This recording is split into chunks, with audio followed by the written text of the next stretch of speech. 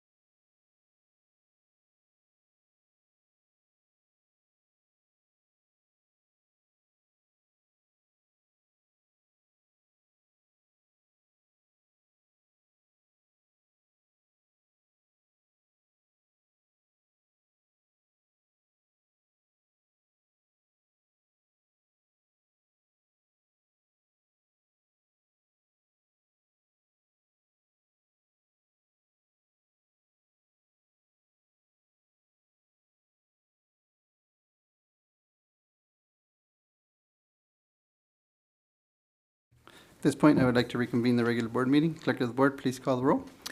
Arencibia? Present. Hall? Present. Segura? Here. Solis? Present. Tarantino? Here. Aguirre? Here. Carriaga? Here. We'll now hold a moment of silence and the Pledge of Allegiance by our student board member, Ms. Laila Carriaga.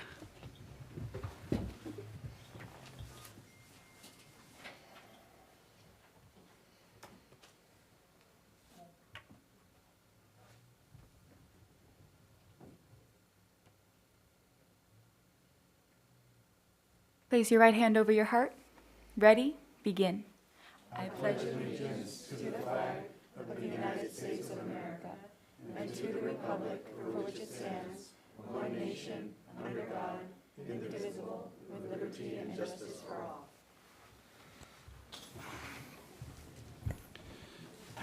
Thank you, Ms. Carriaga, and welcome, everyone. Thanks for being here.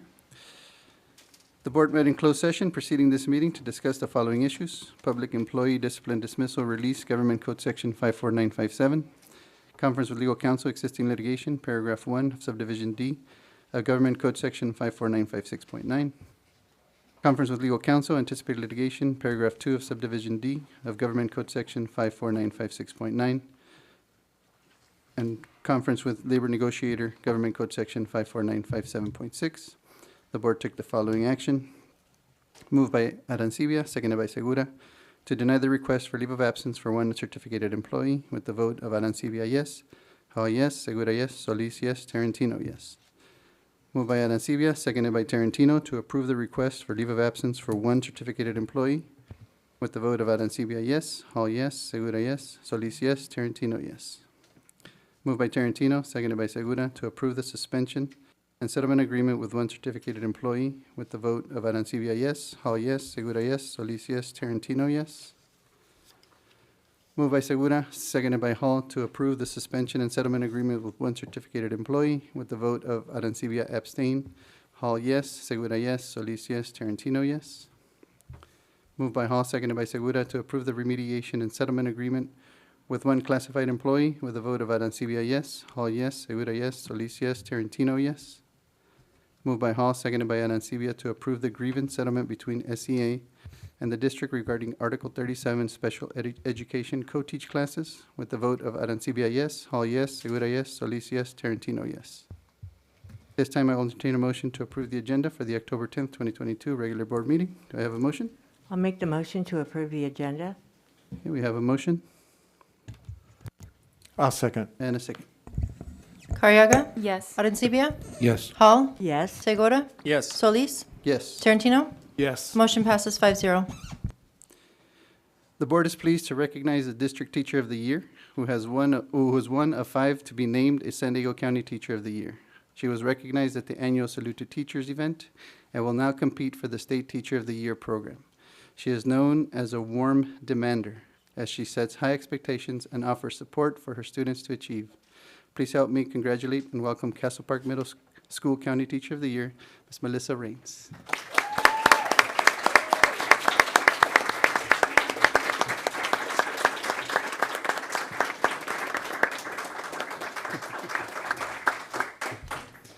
If you'd like to say a few words. I would. I'd like to say some words of gratitude to President Solis, board members, Superintendent Aguirre. Being an adopted member of this community who wasn't born here and doesn't currently live here, the way that you make me feel as a member of this community is one of the best parts of this job. And I'd also like to honor that even though I stand before you with the title of that Teacher of the Year, I feel it's a representation of all the over 4,000 educators that we have here in the district. And everything that they do every single day, where they continue to show up despite teacher shortages, pandemics, and everything else that gets thrown at us. It's a motion of gratitude that I'd like to make for everyone on our behalf. Bless you. And I'd also like to acknowledge the fact that as we move forward, you mentioned warm demander. As educators, what we do is more than our curriculum. What we do as educators is more than meeting the requirements of our content area. How we support our students on a day-to-day basis as whole people is truly what we do here in Sweetwater as educators, and ensuring that we meet their needs as people with their academic needs, their mental, social, and emotional needs is really what we do. And I'd like to really say a thank you to my Castle Park community specifically. My principal is here tonight, and I was here with my colleagues all day today. As we pursue some pretty unique initiatives, I invite each and every one of you to come down and see what we are doing with social emotional learning, restorative justice, PBIS, project-based learning, and more. Even though we might not feel as resourced as educators after very long years in education, we keep showing up and giving more. So thank you for the opportunity to speak on their behalf and be here and represent the wonderful educators in Sweetwater Union High School District. Thank you, Ms. Raines. I apologize, I didn't turn on the microphone. I was just in awe, and I apologize. But we have this little plaque. We'll come down here. No. Oh, are we going to take a picture? Yeah, we'll come on this side to Ms. Hawkins. I'll just stand above you.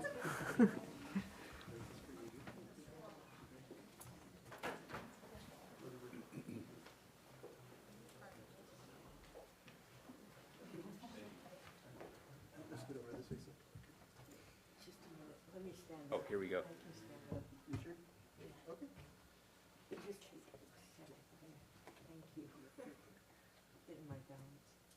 Here we go. And 1, 2, and 3. There we go. Ready? 1, 2, and 3. Perfect. Thank you.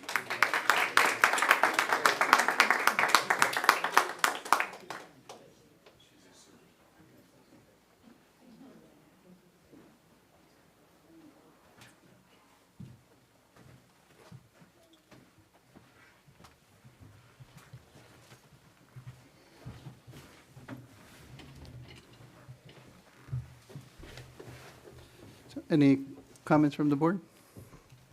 Oh, Vice President Hall? Thank you, President Solis. I just want to say, Ms. Raines, we are very proud of you, but your gracious statement honoring all your colleagues is truly not only a statement of truth and fact, but one of really, to put a flashlight or a shining spotlight on your colleagues is really well-deserved. I think you guys are doing fantastic. I want you to know I'm grateful you're representing Sweetwater, because we are a district full of educators that are doing great things every day for students and families across our South Bay. So thank you, and thank you to your principal for supporting you in that work. I know that it was a loss to Southwest Middle when he left us for Castle Park Middle, but I'm glad he's there because obviously he's a strong supporter of all those initiatives you described, and I hope I can make a visit to your school before the end of the year. Thank you. Thank you, Vice President Hall. Mr. Segura? Yes, thank you. And I echo Vice President Hall's remarks, and we're super proud of you and the way you conduct yourself and how you teach, really what it comes down to, and relate to the kids, which is huge. And I was able to see you actually in action there for a little bit when I visited the school site with Principal Walsh, and I really was impressed with the things that you said, that he supports the PBIS and all that, and restorative practices, and I'm a big believer in that, and I'm just glad to see that all that's happening there, and congratulations to you and the school and the whole staff. Thank you, Mr. Segura. Any other comments? Wonderful. Thank you. Appreciate you. Congratulations.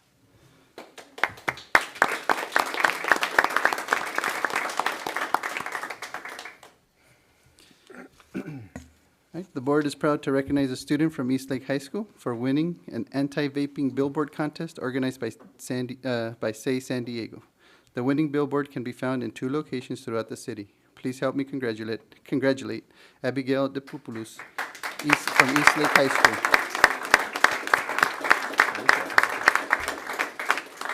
Hi, my name is Kevin O'Neill. I'm the Vice President of Community Engagement at Say San Diego, and I'm really happy to recognize Abigail, who competed in a district-wide billboard design contest and won the competition. Her design was posted. It's up on the monitor up here. Her design was posted for 6 weeks in 2 locations within the district boundaries, one in National City and one in Imperial Beach.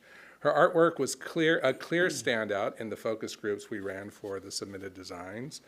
The community members appreciated the messaging, the images supporting the messaging, and felt the people in the image were representative of the district in their age, style, and ethnic diversity. We want to extend our appreciation to Abigail for her interest in the contest, her understanding of vaping prevention messaging that would best resonate with her peers, and for taking part in Say San Diego's and Sweetwater's continued efforts to reduce youth vaping. Congratulations, Abigail. And we have a little certificate for you and a little gift for you as well. Thanks so much for your great work. Thank you. Thank you.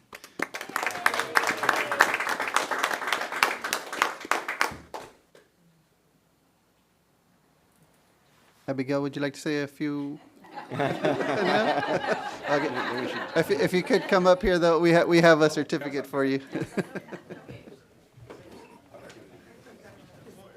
You gotta bring your sign. You gotta bring your sign.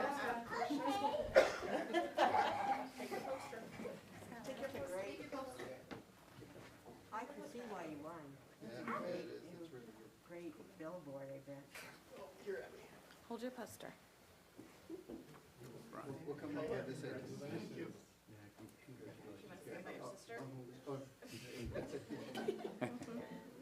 Just want to squeeze in a little more. All right, here we go. Ready? 1, 2, and 3. All right, gotcha.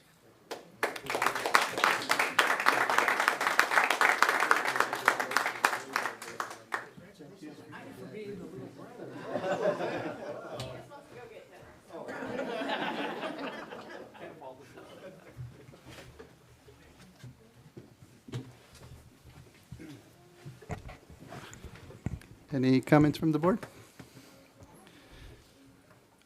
Vice President Hall? And I think it's great that our students are really engaged in that work. And that Say San Diego has come to really help with our work across the district in the anti-vaping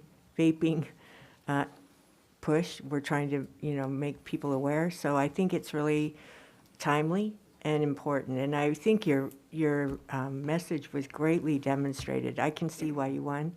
Really beautiful. Thank you. Yes. Any other comments? Okay. Oh, Ms. Laila.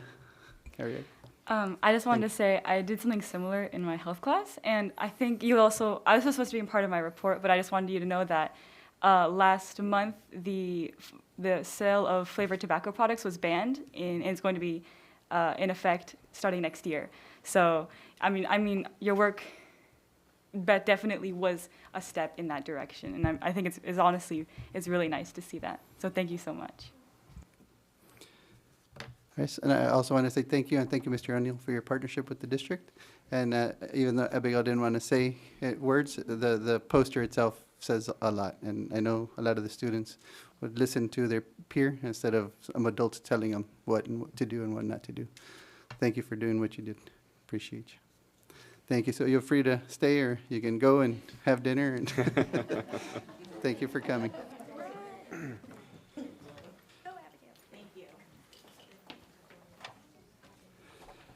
Okay, we will now have a message from Superintendent Dr. Moises Aguirre.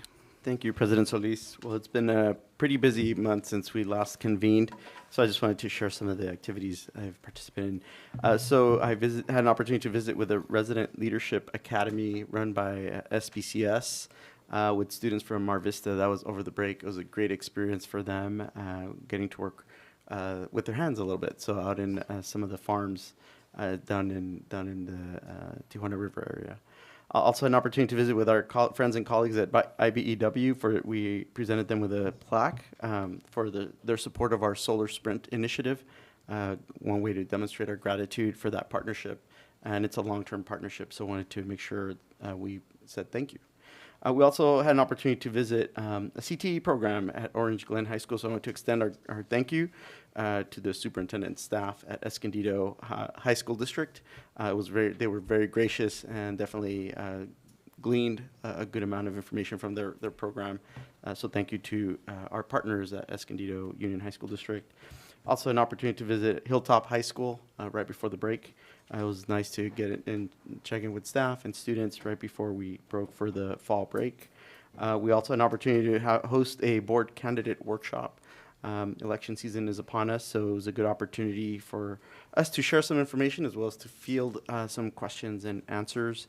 A number of our staff an opportunity to attend a CIF San Diego and Imperial Section Symposium.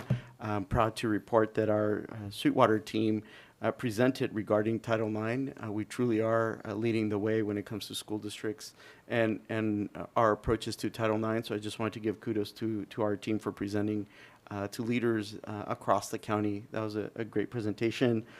Also had an opportunity to attend the inaugural Filipinos of South Bay event at the Chula Vista Public Library. It was a great event honoring the history of our Filipino-American community during this month, which is celebrates and recognizes Filipino-American history. We also had an Audit and Finance Subcommittee where we continued to review the district's finances and make sure we're transparent and that information can be fully available to any member of our community. Also attended a UCSD collaborative network meeting for superintendents where we have an opportunity to convene and address problems of practice. And what I found is that a lot of the challenges we're facing are really challenges that are being faced in school systems across our county and across our state. So it's a really helpful way to have some dialogue around creative ways that school districts are addressing some of our challenges. Also an opportunity to attend a middle school athletic league events over this weekend. And also happy to report that our CFO, Dr. Jenny Salkeld, as part of her participation in our bond sale process, after being in New York City to talk to some potential investors, we are happy to report that we will be soon having approximately $250 million in bond proceeds to be able to work on construction projects. So big kudos to Dr. Salkeld and her team for carrying that out. Thank you, Dr. Salkeld. And lastly, I also wanted to recognize our Teacher of the Year, Ms. Rains, which we already recognized, as well as Abigail Despopoulos. Again, what great examples of the great work that's going on in our community. So I wanted to highlight that as well. And that's about it. So with that, thank you and muchas gracias. Thank you, Dr. Aguirre. We will now have a report from Student Board Representative, Ms. Laila Carriaga. Good evening. I hope everyone had a restful and pleasant break. As I mentioned, last month on September 13th, I and a handful of Bonita Vista High School speech and debate students went over to speak at the student council meeting, the city council meeting on the banning of flavored tobacco products. Over 30 speakers came and spoke before the mayor and to the council members just on this item. The ban will go into effect on January 1st of 2023, and I can feel the relief among many students as vaping in bathrooms and around campus was an issue mentioned in the past meeting with the AZ presidents. This week on Wednesday, the 10th and 11th graders are taking the PSAT in school. 9th grade students are staying in school for study hall, and 12th grade students have the choice of staying for study hall or leaving to partake in different college-related activities or volunteering. This coming Saturday, on October 15th, Otay Ranch High School is holding the 20th anniversary of the Makaisa Filipino-American Student and Parent Conference from 9 a.m. to 2 p.m. The theme of the conference is Standing on the Shoulders of Giants and recognizing Filipino and Filipino-American ancestors and history. Additionally, on that very Saturday, from 10 a.m. to 12 p.m., Castle Park High School will hold the 7th Annual College and Construction Trades Fair, displaying different career opportunities and paths in the field of architecture, engineering, construction, and many more.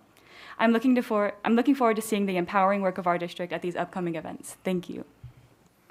Thank you, Ms. Carriaga. This is the point on the agenda where members of the public may address the board on any matter not on the agenda and have 3 minutes each to do so. Pursuant to board bylaw, the board may limit the time for public comment on any single topic to 20 minutes per topic. The Board of Trustees cannot legally take action on or respond to matters not posted on the public agenda, but will refer the matter to the superintendent's office for review and report. Speakers shall refrain from using profanity and shall speak in a respectful manner. Thank you for your cooperation. The first speaker is Kathleen Shears. Good evening. I would like to begin by thanking Dr. Aguirre for taking time out of his busy schedule to explain to me the agenda item I pulled last meeting, questioning the 2 campus assistant positions. Over the past 12 plus years, one issue consistently comes forward is equitable treatment and pay for the CTE instructors. Surely their value was not in question, as CTE instructors have been recognized many times. Trustee Segura, it is indeed curious you have not used your influence as a trustee to recognize CTE instructors' value by championing for equitable. We all know most of the district students do not graduate from a four-year college. Many look to other career opportunities. Ironic, agenda item P2 identifies you trustees as wanting more, better than the employees you continually clap for. Rather than simply talking the talk, it's time for you to walk the walk. Show CTE instructors like Mr. Amaro, Mr. Gomez, and the other brave CTE instructors who have spoken they are valuable. Vote for equitable. I thank you for your time. Thank you. Belinda Tapia. Hi, first I want to thank you all for just giving me the opportunity to address the situation at my site. I'm not new to the reception area. I had the privilege and opportunity to work with Mr. Tarantino back in 1998 at Sweetwater High. First of all, our main line was rerouted to the ASB where students were answering on November 18th of 2021. And then after that, one of the information technology personnel, she had me going to every office to look for the main line, and we found it at the principal secretary's desk on December 14th of 2021. And after that, there was a lot of caller IDs that didn't make sense to me that were coming into my email. Like we have line 3rd, we have new line, we have clerk 2, office 1, grade office, just many, many caller IDs that don't make sense. I brought the whole list. And also I have addressed this with administration and my principal, and they keep telling me that there is no problem with the phone menu tree. And I also have shown images of phones to Mr. Padilla from Labor Relations. And at one point, the principal secretary's extension was at the registrar. The calls get forwarded to me, so I don't see the caller ID. Everybody has access to the main line, including attendance, except me, and I'm at the main entrance of the school. I have 476-3372 and 476-3348. I do not have the main line. Recently, there was a caller from a parent. Got complicated because I kept transferring the call to the AP's office, and I don't know if they're transferring it back to me. The whole thing is he got really upset and said, "Don't hang up on me." And I'm like, "I didn't hang up on you." But the point was it was regarding a child missing. And it's very complicated and very confidential, but I did include that here. Another one was a biology teacher. She needed to get a hold of the nurse. I didn't know all the details. She called me on my cell phone. This happened February of 17th. She did respond to the email that I sent to Edmund, and I also included that. There was also an administrator that is retired, and she was trying to get a hold of a teacher. It wasn't an emergency, but it was a favor that she needed, and she wasn't able to get through our main line. And I also included that. There's been a lot of situations where people tell me they can't get through the line. I have no control of the situation. It's getting very disturbing, because if we have an emergency and the phone is either turned off or on silent, I have no control. I have included the images, the caller IDs. I mean, it's just really, really chaotic.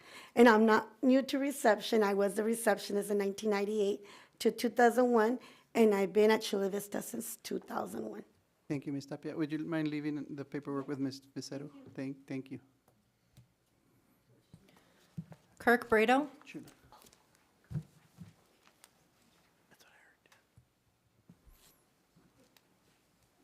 I have petitions. Okay, great.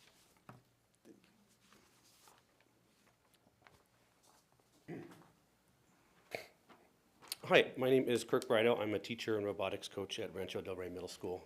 think most of you guys know me. I've been teaching math there for 20 years, so I've been at Rancho since 2002. On behalf of our staff members, students, and parents, I'm here to bring to your attention the deplorable conditions of our campus. Our issues are reminiscent of those recently exposed by the media at Castle Park. Due to deferred maintenance, our campus is falling apart. I've emailed photos and a list of illustrating our concerns. I hope you've had a chance to see that. I think I already got a response from you, Superintendent Aguirre. And Arancibia, I guess we are in your zone, so maybe this is something that you can kind of take on as a project. Here are just, there's a list of our concerns there. There's more, and there's many more coming in, as I'm soliciting the responses. Possible mold and water damage that has not been dealt with in many common areas that staff and students are in. Major termite and vermin infestations. In fact, the termites are so bad in the locker room area down below that it's probably going to become a structural issue. Major water damage in the staff lounge. I guess there was a flood over the summertime. All of the molding has been pulled up. The walls are peeling. Again, very highly trafficked common area, has not been dealt with. Cracked walls and plaster needs repairing on the outside. It's got that kind of plastic coat and it's fading off of the building, and the plaster is exposed. Water is seeping in. There's a teacher that complains of a smell in the classroom. There's some photos that I did that. And then our marquee, driving around the district, all the marquees look fantastic except for Roy's marquee, which you can't read anymore. It's embarrassing. I'm very proud of our school. I've been there for a long time. It's embarrassing, So you may be asking what we want. We would like to see a portion of the monies that were recently gotten on Measure DD allocated for the upkeep. We're maybe considered a newer school, but now at 25 years, it's time for that cyclic. One of the plant managers says that it hasn't been painted in 16 years. That's supposed to be a 10-year cycle. So I would like that money that's been promised to remedy these unacceptable conditions and assure that the health and safety of our students and staff, and the Mellow money also that's been sitting there should probably be used. It's not an isolated issue. As you now know, the second school, Castle Park Middle, is brought to your attention. I'm sure there's many others. I've exhausted all of our site-based, brought to FAC for a year and a half now. There's been no movement. I'll look into that. There's a contract looking up, that kind of thing. And district level attempts as the supervisor of my administrator. Principal's attention, FAC, contact supervisor, working with the facility manager at my designee, Mr. Aparicio. If you mind just another minute or so, if that's fine. Mr. Aparicio is doing everything he can, but I think he's completely overwhelmed he's being delegated for all of the plant. 2 years of hard work would probably bring the school back online up to a status that's good. If necessary, the next steps I'm going to include are contacting the health department, OSHA, requesting an assessment of our situation, taking readings, bring awareness to the community. There are community members that are aware already, and the media. We hope something will be done to avoid the Castle Park situation where parents seek legal action against the district for damages. I don't want anybody to be, their health and safety being compromised. Which is I want you to be aware of it, and I'm hoping that we can resolve that. There's some photos that I sent to you, and instead of I'll look into it, I'm really hoping that I start to see some action and that you guys take care of your capital, because it is degrading. If it was my car or my house, I would be watching the value of it, starting radically declining within the next 5 or 10 years. So that's my say. Thank you. Maria Brannon? All right, well, it looks like I came at a good time. So I'm a parent from Bonita Vista High School. I graduated from Chula Vista High 20-some years ago. So I'm very happy to be here, and it feels like home. My visit today was unplanned, and it kind of piggybacks, from what was just mentioned. I have 2 boys that attend Bonita Vista High School. I was just there for a couple games the last couple months and have seen the building in such bad situation. You're looking at the ceiling, things are peeling, as he mentioned, it just doesn't look good, doesn't feel safe to be in there. I came into Chula Vista High with a sense of feeling like it was such a great place, and I still take that away at 46 years old. And when I asked my freshman son today, hey, have you gone to any pep rallies? He's like, no. Have you had any? Yes, 2. Well, how come you didn't go? We couldn't get in. The tickets we had wasn't enough. Teachers have to sign up. I'm sorry if I get emotional. Teachers have to sign up for their classes to be able to make these pep rallies. And it's sad when you have these new kids that have been home for so long and they can't attend a pep rally because there's no room. We want to include everybody, right? But you can't have a school and not allow all these kids who just want to see what's going on and be denied because there wasn't enough space, whether they had a ticket or not. As a Spartan, I have great pride, and people always ask, why are you still here? Why are you still here in Chula Vista? Because I truly believe the community that we live in is something awesome. And with all of you here today, and with what we've heard, with funds that came in, with what the previous person who just spoke, and I'm sorry I didn't catch her name, it shows that we have work to do. I'm willing to do the work. I'm willing to work with everyone in this room to make our schools a better place to be. I will go through every avenue possible, but we need your help. As he mentioned, it's not, I'll just look into it. Let's do something about it. You're here at your positions to make a difference. Let's do it. Let's do it all together. Every single person in this room. So, I know I don't have 3 minutes yet, but that's all I got for you guys, but I will be back. Make sure you guys remember that, you know, it matters. Thank you. Okay, that's all I got. Thank you. There are no further speakers.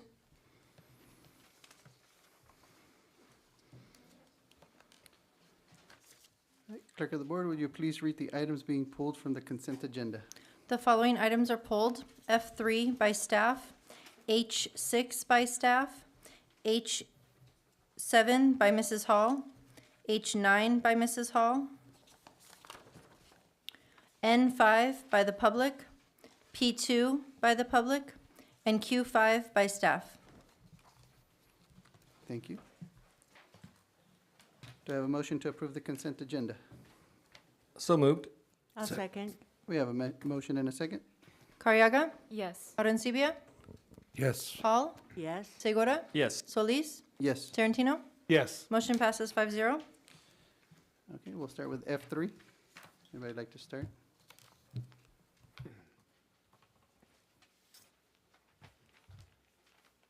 Thank you, Mr. Tarantino. Yeah, thank you, President Solis. Some of what I'm going to mention happened over the summer, and so I'm a little bit behind in terms of recognizing individuals. I'd like to start with recognizing Adriana Aguilar, who is a parent and also a resource teacher at San Ysidro High School. Eric Bajorges, who is a sophomore at Chula Vista High School. Nicolette Monique Luna, who is a junior at Bonita Vista High School. And I'm recognizing them for their op-ed articles, which appeared in the Union Tribune, dealing with the late start times mandated by the state. And they appeared in the August 2nd UT edition. So I want to thank them for making their positions known, some in support, some not in support. And it was very well done by all of them. And so congratulations for getting in that issue of the UT. I'd also like to congratulate Lanari Mungia, who's a student at Montgomery High School, who was one of 6 high school students from throughout the county who was selected to work at the San Diego Union this summer in the 11th annual UT Community Journalism in Scholars program, which was underwritten by San Diego Gas and Electric Company. Her final project was an article dealing with the support offered in our schools for first-generation college-going students. And it, again, thank you and congratulations to Ms. Mungia. And last of all, it was mentioned about the PSAT. I'd like to recognize our semifinalist for the district, Anthony Nassif from East Lake High School. He is among the 2,140 semifinalists in California to be eligible for this scholarship award to be announced next spring. So congratulations to all of these students, and that's all I have. Thank you. Thank you, Mr. Tarantino. Like to go next? Mr. Segura? Sure. Thank you. Yes. Hello and welcome, everybody.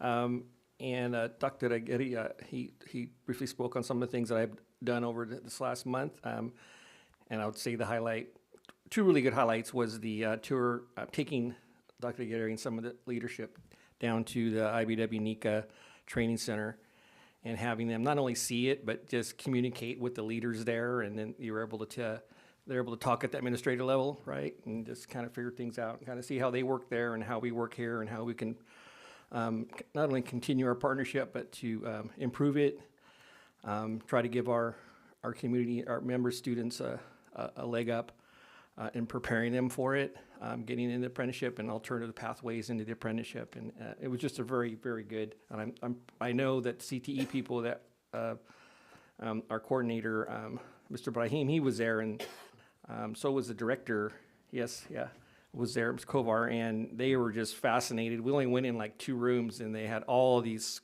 equipment and all this electronics and testing, and they were just, people were talking, but they were just staring at all this phenomenal equipment around this training center, and it's very powerful. And and they just kind of, it was just a great get together, and I really am glad that we were able to, and I think it's going to benefit us. I don't like going to things and just to go to things. Hopefully we can improve on something or continue to build in a relationship, make it stronger, and we have there. And then we actually did the superintendent mentioned the Orange Glen tour, the culinary and the print lab. I know we've done our print lab. We have our culinary CTE pathway here over at Southwest, right? Mm-hmm. And it's very, very nice. But they're next level at that school because they actually built, the facility was built for that, so it's just a phenomenal culinary kitchen, and it's very impressive. And hopefully someday we'll get there here. But it was very, very impressive. And we actually made our own, what are those things called? It's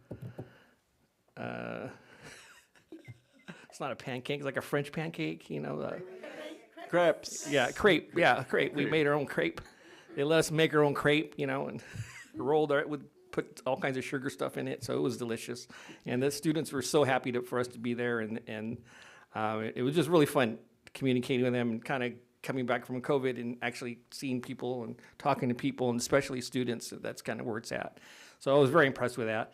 And then we did a tour of their print lab, and I was even more impressed with that. They have like a phenomenal print lab there, and and it's just not because it's a phenomenal print lab. It's just the program there that really struck me. From you walk into their lab, and there's, I don't know how many computers. They had like 30 Apple computers where the students were doing their doing their design and all that, and it's more than just that, and printing a T-shirt or something on paper or whatever. They learn how the whole, how a business works, how the marketing works, that whole entrepreneurship.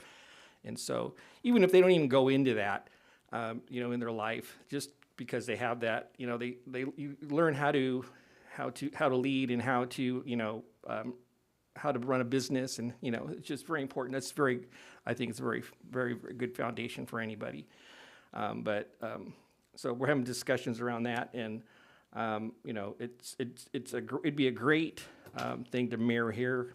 Basically, their students do like almost all their printing, it's a smaller district, by, I think they have 7,000 or 8,000 students. But nonetheless, their lab was phenomenal. They had the regular screen printing where they use the silk screen. Yeah, silk screen, and they have electronic version, and then they had all kinds of different amazing things there. But I really was impressed with that project, with that visit there. And we have another one we're trying to schedule for Downey, and they have like a construction program there that I'm looking forward to checking out and I'll report back on. As you know, I'm a member of the CSBA. I'm a delegate, and then I just recently volunteered I am getting better at saying, no, my plate is full. See, a lot of people can't say that. No, my plate is full, but because we all care so much, everybody just said, yeah, I'll do it. So anyways, I'm doing that. Plus I'm retired now, so I got a little time to do that. And I guess I have like a week to learn QuickBooks. So I think everything will be all right. No, I have gonna get some training on it.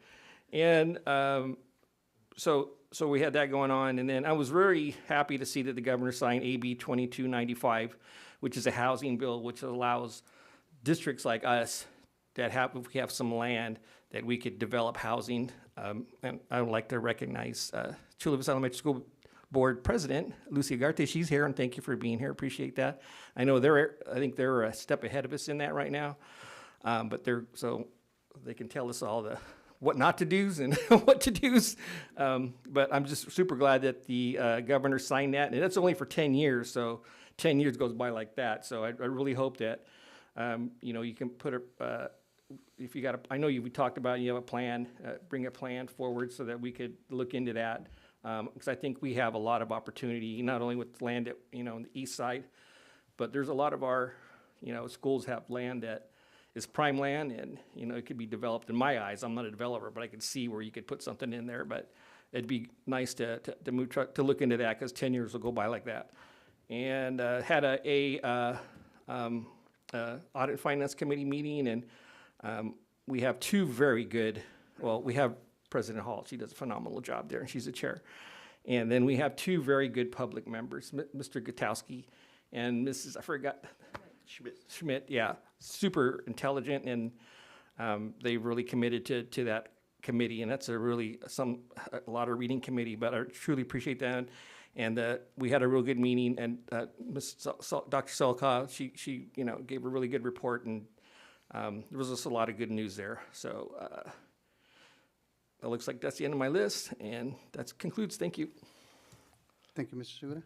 Dr. Aracibia? Vice President Hall? Thank you, President Solis, and thank you, Trustee Segura, for your highlights and honoring our two community members on the Audit and Finance Subcommittee. They really have strong backgrounds in governmental work and governmental accounting. I think Mr. Gutowski actually is an administrator with the community college, San Diego Community College District, working on many of the construction projects there. And if you've been to City College recently, they've done a lot of really fine work there with the construction and modernization of that campus. A lot of that was, he was part of that work, so that's one thing. And Mrs. Schmidt is also a government employee and does a lot of work and understands the fluctuations on our state budgets and how that impacts governmental agencies every year, and is also keeping an eye out for what may come down the road with, the coming budget of, there's always fluctuations. She mentioned, I believe, at our meeting about the current status of revenues so far this fiscal year at the state level and how that might impact budgets. But we had a very good meeting. We had a full attendance at the meeting, and because of that, we did have quorum to elect me as the chair to continue through the end of this year. We also asked that they upgrade or update the calendar that we operate by. There's a four-wing calendar, one for the state and federal requirements and timelines for that have to do with audits and finance deadlines. The second one is about the district level deadlines, and then the audit subcommittee has their own calendar or timelines that are laid out. We did that work early on back in, I think, 2015 when we first got on board with as trustees, and we asked that they update that. So rather than electing the chair every July, they align it more with when our, following the organizational meeting of our district board. And, our organizational meetings are every December.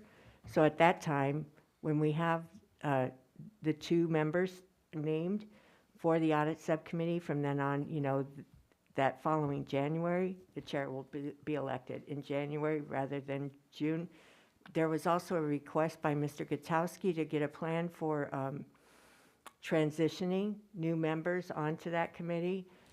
We in our last, this year, and the board accepted that bylaws change where we staggered the community members being appointed to the board, and we'll stagger those appointments and allow them to be for 2 years at a time with an option, I think, for an additional term. We'll also stagger the board members so that we have some consistency in that, at that level. Another request by Mr. Gutowski was to be sure that we have ongoing fraud training for our board and for the committee members, but especially for the board. I think that's important that we incorporate fraud prevention training into the annual training that we do, or at least as often as we do the Brown Act training and the ethics training for the board, that we incorporate fraud prevention in that as well. And then Mr. Segura requested that we have an update, a presentation on the Infor implementation, to not only our board, but also to the subcommittee. So we expect that to be presented at our next meeting in December. The good news, a lot of good news came out of that meeting. I'll tell you, we had a presentation again by our external auditors, the Crow team from Crow LLC, and Ms. Zav was there to talk about the work to date that they've performed to date, which really started last spring, has been on the federal compliance and the state compliance. And last year they had no findings on those two issues, and they feel that they will have no findings this year on that. The work that's started today and will continue through them, that is more on the detail of the accounts, to review in detail the financial accounts, the receivables, the payables, the cash reconciliations, all that kind of work is going on starting today. And Kevin Smith, the managing partner, said that they are very much on time, on the timeline to present a full report and their audit to the board. To date, they have found no significant discrepancies or any issues. And Elizabeth Sass stated that if they had found any, they would have already notified us if there was any significant issues or concerns that the team had come across during their work so far, and they have had none. So we expect to have a really good report, and very much moved in the positive with everything that we've been through. They are very much in support of our new systems. They talked about a new system that was implemented by the district this year, the debt books, and it's a debt management system that really provides a lot of detail and makes it really streamlined, I think, a lot of the reporting and the management of our debt system. So it's really good news that they have kind of given a start to the district with that work, and really been reviewing a lot of the systems and the changes, any changes to internal controls. They've been reviewing those, and so far we've had a really clean report. So any findings or anything that will come out in our final report in December, and that will be presented to our Audit and Finance Subcommittee before the board gets it, which we expect to have no material concerns. It shall be a pretty clean report. There will be probably one still we know of, is the fact that we haven't had full implementation of our new financial and HR systems yet. So that will still be on the list of things that the district needs to accomplish, but we know we're well on our way to doing that. And Crow has been, when there's questions by the district or information that they kind of need a second set of eyes, I believe they have shared information about those systems with Crow.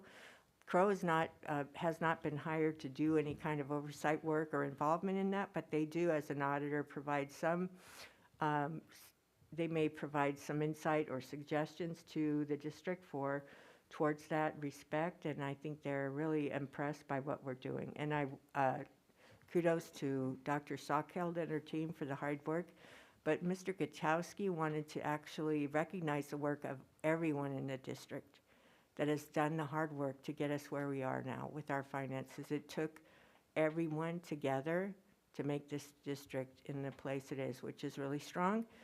Mr. Gutowski also has it was like foreshadowing. He started asking, do you know when we're going to be able to sell some of the Prop O money or Prop, and we said, Dr. Sockeld was actually, it was great for her to be able to share that she had just made that we had just, she had just gotten that work done with the bond agencies, and that Fitch and Moody's had both upgraded our bond ratings, which was significant good news for our district, across the district, something to be very proud of, and that we had really, I think, 3 times the number of offerings than we were expecting, which is tremendous because of the work, because of them knowing that of the internal controls and the processes that have been implemented since Dr. Sockeld has come on board, really key. And also the fact that our leadership and our district staff has really been committed to making this a positive, really transparent financial institution. You know, all our operations and the finances has really been key for us having those good reports. The other parts of it were, I just want to mention, we did have presentations by our internal auditors as well, and they are bringing, they brought some changes and revisions to the ASB manual that they put together and that the board, you know, accepted back, I think, in 2019 or maybe earlier. They've done some revisions, and it really is a work to be proud of. It gives you everything, and hopefully, as Mr. Gutowski said, it will be a roadmap for sites to use so that they won't have so many findings that we have every year, not only by our own internal audit team as they look at the ASB books, but also our external auditors. And the other issue that was brought up was the about the CalPERS, which a lot of what we had done at our prior meeting, and I put into my memo to you about our prior Audit and Finance Subcommittee, we sort of did a high-level review of that for the 2 community members who were absent from that meeting. Ms. Schmidt asked about the CalPERS audit, and it was good to share that that work is, that none of the work being done on that audit will impact negatively on the records of the employees who have retired or are looking to retire, that those, any of the adjustments that are being identified will be really in a positive way affecting their retirements. But it, Ms. Schmidt was asking about what the time frame for that audit would be, you know, complete. And Dr. Sockeld shared that CalPERS was hoping to have that complete, that we would have it, all the work done by December. However, it's really a lot more than just a few records. You know, if they're working through 30 records a week, it's going to, and there's 500 records, it's going to take more than a few months to get that work done, which we were aware of.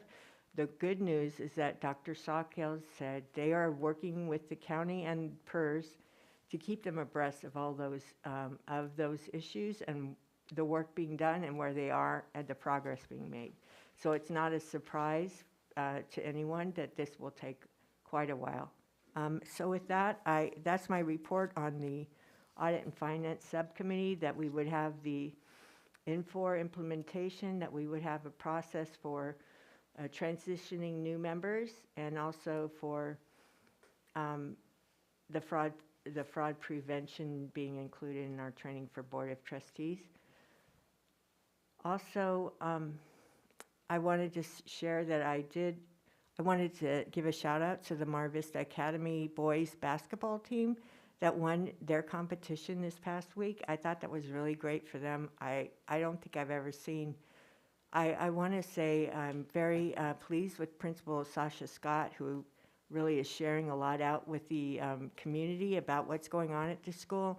I think that's a really great change for our Marvist Academy, that those students get to have those opportunities, and I hope it will build community, really a community around that school to really bring it up, because we all know the people involved in the school, the parents, the community volunteers, really can make a big difference in how successful those students' experiences are and their futures are. So I really appreciate everything that's being done. I'm looking forward to visiting Marvista Academy and Marvista High this week, and I'll be visiting Montgomery High and all the other high schools in my area and middle schools over the next few weeks. And I hope to reach out to other schools in the district before December so that I can, just take account and tell everybody face to face how much I appreciate the work they do every day. It's a tremendous impact what schools, all the staff, the teachers, the clerical people, the nutrition people, the custodian, the people from the district offices, they all work together to really make our students successful, and that builds a successful future for all of us here in California. I also was able to go to the city council meeting for Imperial Beach. The Imperial Beach City Council meeting was held last Wednesday, and I spoke on behalf of the district about our current situation, that we had bond ratings and that our ending balance was really a really good place, because last week they started filling the pool with water. So the Aquatic Center at the Marvista High School is nearing completion. That was really exciting for the team. And I want to thank Ms. Judea Quirk, our Chief of Facilities and Operations, who attended that meeting and did a presentation in collaboration with the Director of Parks and Recreation for the City of Imperial Beach. They did a presentation on the pool and highlighted about what the expectations are for community use, which I think is very important.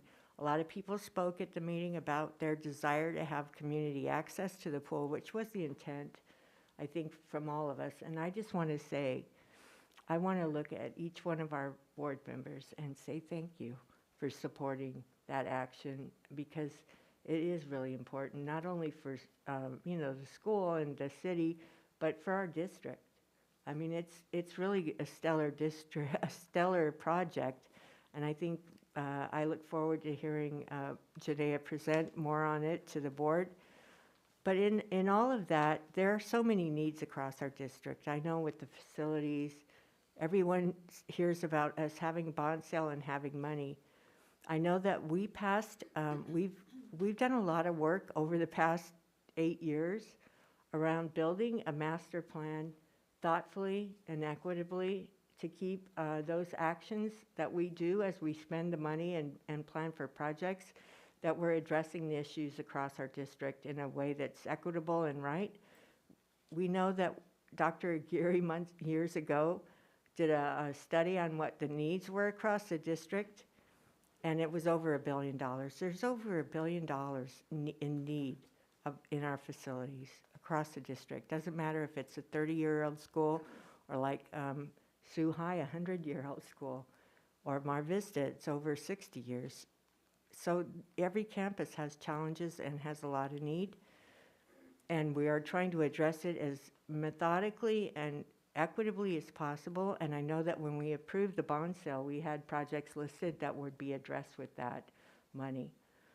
So my request is that the superintendent bring a report on the current status of our facilities and what the plan for the maintenance and routine maintenance is, which will address a lot of the issues, I think, that we are hearing about, but also that we review the master plan, or at least it's presented in within the next few months to the board, so that the full community knows what our plans are, and that way they can watch it and know that we're supporting. We're trying to do the best we can with everything, because we do know there's need. We understand there's a need, and we want every school to be the gem of its community, to really be the place where the community can come and be a part of it and be proud of it. But more than a building, really what goes on with the educators and the involvement of the parents and the staff, and that partnership is really what makes a school successful for students. It's what they learn in the classroom. It's the relationships they build. It's learning about how they can be part of a greater community and world that will make our world a better place. So I think it's really wonderful that all that's happening, and I really think it's important for us to be able to periodically share that out with our public, but also listen and to revisit it, because we know it's a living plan. It's not set in stone, but a lot of it has to be planned out well ahead of time, because all of the things we do must have the approval of the state, the state Department of Architecture, Division of the State Architect. So there's not just our approval, it goes way beyond that. There's also other inspections that have to happen whenever work is done, so it does take time. I mean, people for years were asking me when that pool was going to be done, because it was approved, I think, in 2016 when we first approved money for that. It took a long time for that plan to be made. It had to go through a whole process on the front end that took years. But now it's almost here. So there is always light at the end of the tunnel, and there's always a way to make it work for everyone, for everyone's benefit. So I would ask that be done. And I just want to, again, thank every board member for their support in that, and for listening to each other when we do hear about needs, and listening to our community with real respect and authenticity. Thank you. That's all. Thank you. Thank you, Vice President Hall. Dr. Arancibia? In the interest of time, we'll just go ahead and pass on. Okay, thank you. Okay, so I wanted to thank community members for coming and expressing their concerns, so thank you for doing that. And also I'd like to say thank you to all our district employees, every single one of you. Amazing, all the work that you put in. It doesn't seem like we've gone through a pandemic, all the hard work that you've put in even through the pandemic. And I know it's been tiresome, but I really appreciate everything you've done in educating our students. So thank you for that. On Saturday, I was able to stop by Sweetwater and help paint the Gail Beaver Stadium bleachers. So if you go visit and you go in through the stairs, you can see my crafty work there. I want to thank the soccer team for taking on that role and jumping on that and painting those bleachers. They look a lot better. So I want to thank the coach and the soccer team. A lot of the students were out there. It was a good time. And also I was able to log on to Conversaciones con Líderes webinar on advancing educational equity and investing in Hispanic serving institutions through the White House Initiative. The group was given resources that are available from the federal government, so I'll be sending those over to Dr. Aguirre. And I'm sure our counselors and our teachers probably already know about these, but just in case if there's something in there that wasn't known, hopefully we can take advantage of those. And also wanted to know, I took a course on human trafficking prevention education, and I just wanted to see how we're doing with AB 1227, because I know requires school districts to provide instruction on human trafficking. So I wanted to see if we can get like an update or presentation or something on what we're doing. Cool, and that's it for me. With that, we'll move on to H6, and that's pulled by staff. Dr. Aguirre. Thank you, President Solis. So this item is a presentation on student empowerment efforts throughout the district. This has been a previous report from the Board of Trustees regarding kind of what our efforts are in working with our many affinity groups and student interest groups. So with this in mind, we've asked Dr. Moore and the Division of Equity and Student Support Services to provide an update regarding our student efforts to support our student efforts regarding empowerment. So with that, I'll hand it over to Dr. Moore. Thank you very much, Dr. Aguirre, and good evening, Board. The Educational Equity and Support Services Division is very, very pleased to present our efforts around student empowerment. Ideally, student empowerment is the engagement, voice, and agency our students have and develop in our schools. It is through designing and supporting activities and groups based on students' interests and identities that we can arrive at student empowerment. And our work is really focused on the research. Study after study shows that when students are actively and positively engaged and connected in their schools, they will experience academic success. It is important not to lose sight of where we began, where this work has sprouted from, and the work that we're continuing to engage in. Most of us are familiar with the equity work around cultural proficiency and anti-bias training. And considering that most of our student empowerment efforts are rooted in ethnic and cultural identities, the ultimate destination of cultural proficiency training is truly active, engaged, and empowered students. Our student empowerment efforts align with other work with our work in other divisions, including ethnic studies. At the September board meeting, the Teaching and Learning Division gave an update on ethnic studies, soon to be a graduation requirement in California. Many of the services and supports outlined in the ethnic studies presentation are reflected in our student empowerment work.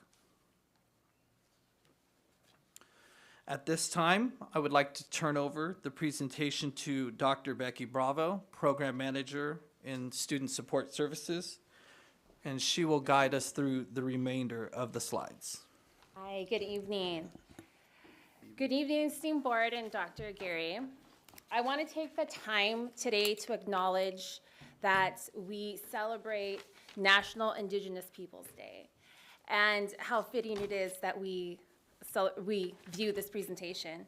Additionally, we take space on Kumeyaay territory, so I honor the ancestors as well as the current and future generations of Native people.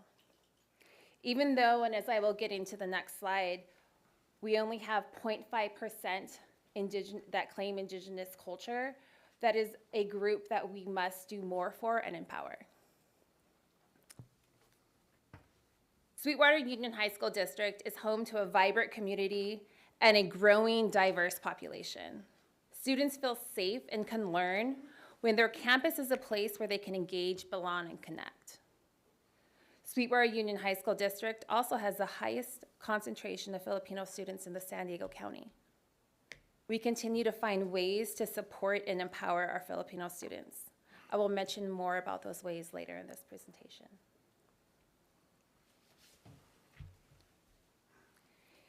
Here you will see our California Healthy Kids Survey data. This data reflects that 50% of our students can identify with caring adults at school. These caring adults can be teachers, coaches, club advisors, or mentors. Reflected in this data is school connectedness. As students identify a caring adult, they also identify a higher school connectedness. Increasing school connectedness can empower students to engage in school through their interest and their identity.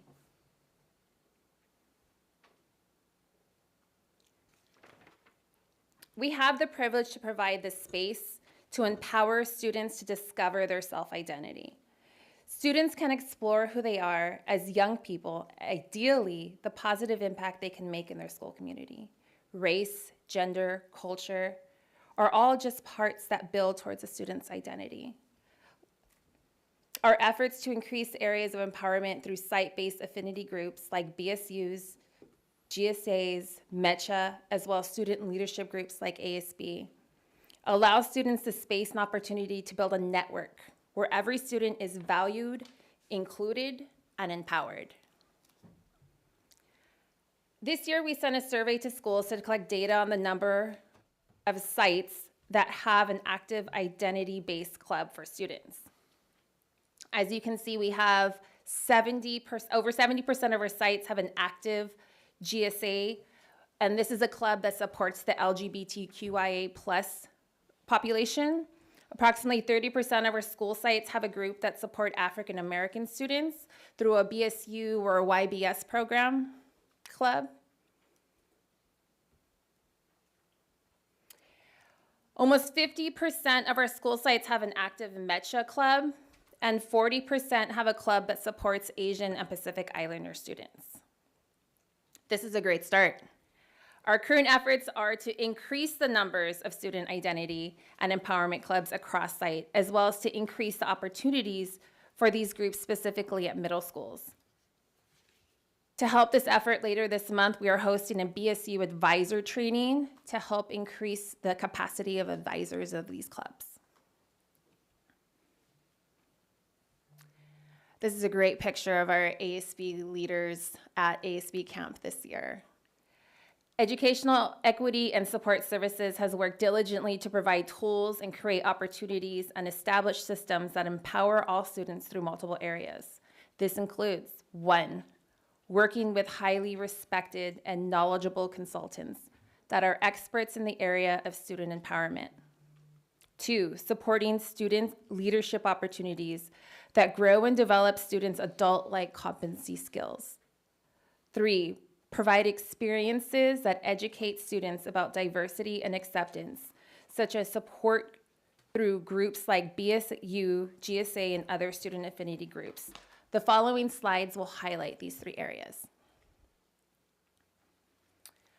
Part of empowerment is to provide the tools for our students who are the leaders of now. To further cultivate meaningful relationships and connections, we have provided PD to our district TOSAs and COSAs to build inclusive classrooms, particularly around LGBTQIA+ students. This slide is a presentation of the agenda of that day for the TOSA and COSA. Actualizing student empowerment, agency, and voice will have a lasting, sustainable impact, well done in partnership with instruction. Throughout our work with consultants, site and district leadership teams, we have and continue to develop and refine systems that empower students through means of their cultural and gender expression.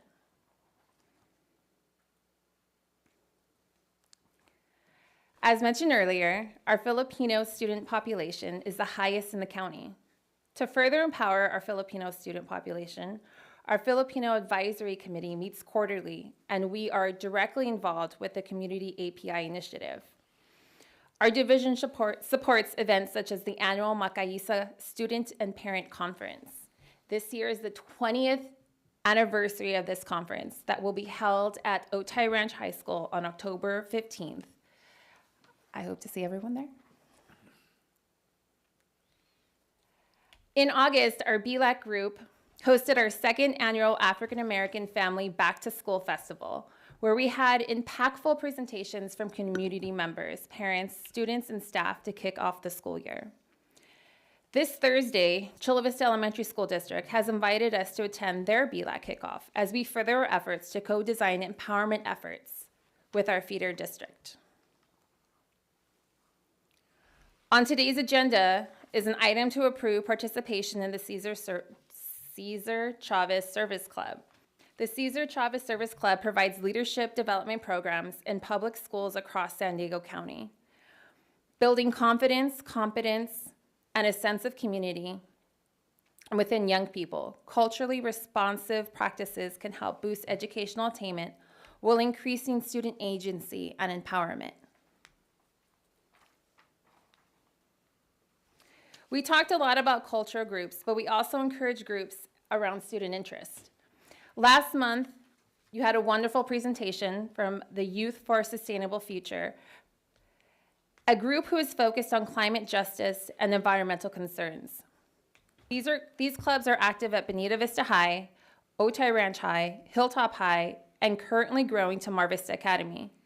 On tonight's agenda, there is an item with South Bay Sustainable Communities Network, which is a supporting organization for the Youth for Sustainable Future. Displayed here, you will find a brief list of empowerment events our division supports. These events are inclusive of students, community members, and staff. We proudly invite you to attend any or all. We will also highlight these on our website.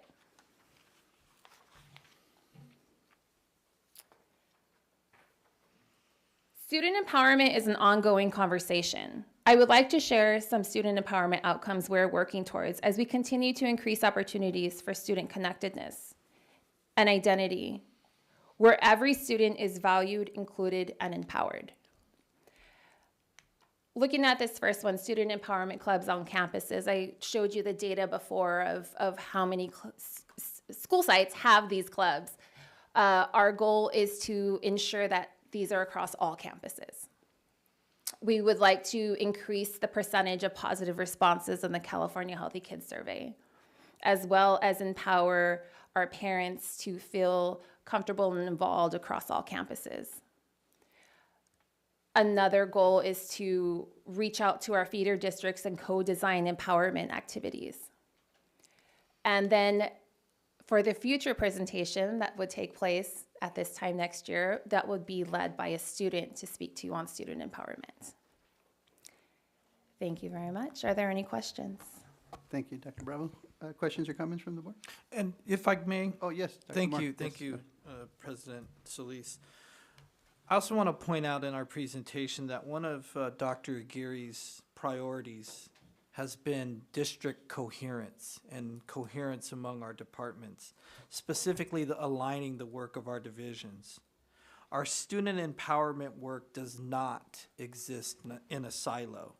In this presentation, we describe student empowerment events that are reflected in the work of teaching and learning, when we talked about ethnic studies, and facilities and operations with the MOU with South Bay Sustainable Communities Network, and with our feeder district, specifically an event coming up this week with Chula Vista Elementary School District, the BLAC, the Black Learner Advisory Committee collaboration. And so one of the key pieces of all of the work is to make sure it's connected and adjoining and networking with all of our entities throughout our district. And I hope that was demonstrated in our presentation today. Thank you, Dr. Moore. Questions or comments from the board? Mr. Tarantino, go ahead. Thank you, President Solis. Thank you, Dr. Bravo, for your presentation and for the information. I respectfully would request a copy of what was on the board because it's not the same as this. So I apologize. We got an update after we had printed those, so it doesn't match. Okay. We know. I will get it to all of you. Okay. Sorry. Thank you. And then I know that the district provides the leadership, but there's also a lot of individuals, parents, students, teachers, counselors, classified support personnel, and members of the community who usually do the heavy lifting in making these activities happen. And so perhaps you mentioned that in the future, you're going to have a student make the presentation. Perhaps also you could identify the people who work behind the scenes to actually make these things happen. I know that you provide the direction, but the actual heavy lifting comes from those on the school sites. And again, they volunteer their time. They're not being paid for it. They do it because they feel it's important and because the students need it. So that would be my request for next time. Thank you. Thank you, Mr. Tarantino. Any other questions or comments? I just want to say Vice thank President. you. I appreciate especially all the different elements and building that framework and really the structure across our district at each school. I'm hoping that it grows out to each school and really becomes part of how we build resilience in each and every one of our students and our staff, because staff needs to be resilient too. And I really appreciate, Dr. Moore, that you pointed out its coherence, because you're not operating in silos, because really that makes everything a lot easier when people talk together and they work together and they find ways to make a system really more efficient. It really builds in a lot of that ability for people to have the time to take personal time and not have to do all the extras, but do enough to where they feel like they're part of it, but they don't have to expire under it. Do you know what I'm saying? So I really appreciate everything you guys are doing. This is really important. Thanks. Thank you, Vice President Hall. I too want to say thank you. Great presentation, and it's wonderful to see the collaboration with our feeder schools, feeder districts.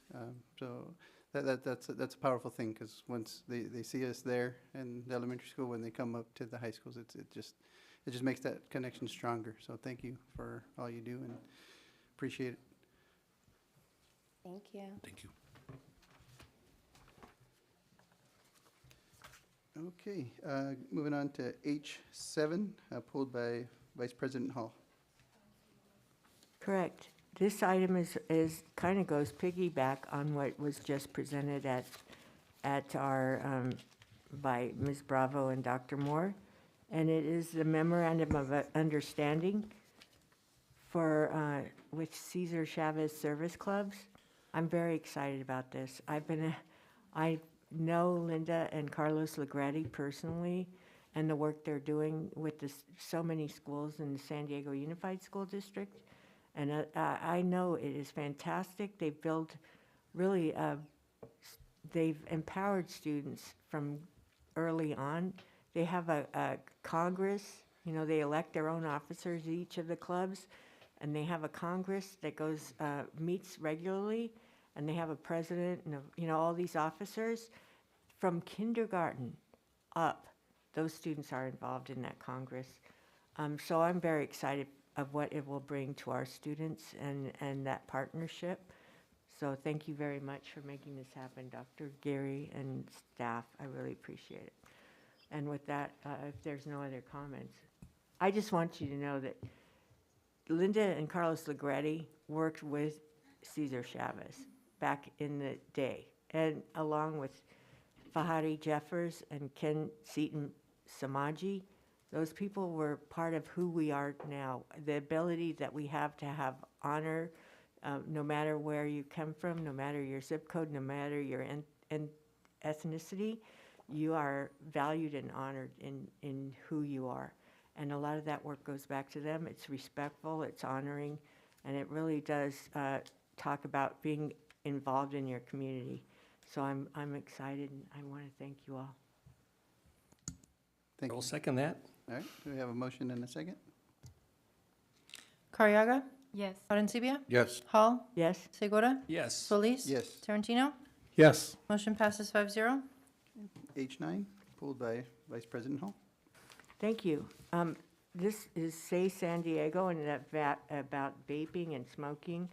And I know I want to thank Dr. Gary, because I connected you with a young man that was part of of Say San Diego a few months ago.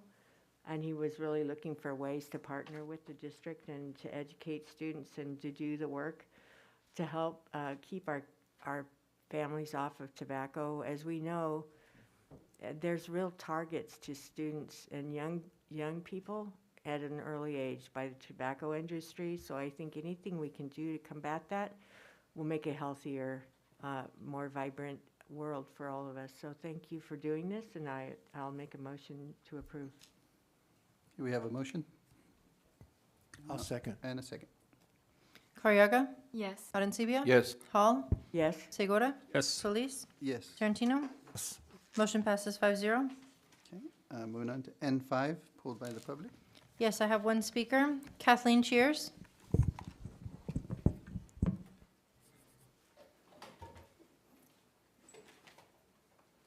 Mrs. Cheers? Hello? Can you hear me? Yes. Okay, thank you. I'm sorry. The third attachment of this agenda item, pages 8 and 9, indicate $21,794 will be used at Mall Street and $56,714 at the district office. Why are we spending these tax dollars When the district intent is to sell the Moss Street property, why are we spending these monies on the district office when you have approved a plan to build a new district office on the L Street property? Wouldn't a better use of these funds be to provide the much-needed documented maintenance at Castle Park High, Marvista High, Granger, or the many other sites in need, including the schools referenced in open communication?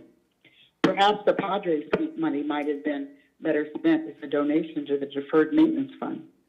To address the third world country-like conditions our students, teachers, and other valuable employees are forced to work in. Trustee Segura, before you push for building new teacher dwellings, inquiring minds want to know, why are you have not demanded deferred maintenance in the majority of our schools be rectified? Thank you for your time. Thank you. No further speakers. Questions or comments? I'll make a motion for approval. I'll second. We have a motion and a second. Carriaga? Yes. Arencibia? Yes. Hall? Yes. Segura? Yes. Solis? Yes. Tarantino? Yes. Motion passes 5-0. P2, pulled by the public. Yes, I have one speaker. Kathleen Cheers? It has always been my understanding those who run for a school board intentions are to serve, pay it forward. I was surprised to see the changes as referenced on the attachment, page 2 of 3, in the benefit availability to trustees leaving the position being changed from 12 to 8 years of service. While the change indicates trustees will be responsible for any premium costs, that is not my concern. This is. The rates every employee pays is based on age, gender, and costs paid out per year. Each year, the many insurance companies you contract with review the district's uses and adjust the rates based on the factors I listed. If after 8 years a trustee who is ill chooses to benefit from the Sweetwater group rate, which is lower than individual rates, those medical costs will negatively affect the rate at the next open enrollment. Now, if this was a benefit also offered to all employees employed for 8 years and then left, I would still raise concerns, but at least I would see it as equitable. As it stands, it is not. This is yet another documented issue being raised by the public, which is indicative of using the position of trustee for a benefit versus serving in the position of trustee and then walking away knowing you've done a great job. I have reviewed the reference government code. While the government code does address the mandate of equitable benefits for serving board members, nowhere does the state government protocol or laws mandate trustees be eligible for benefits once leaving the dais. In closing, this is an issue I know very well.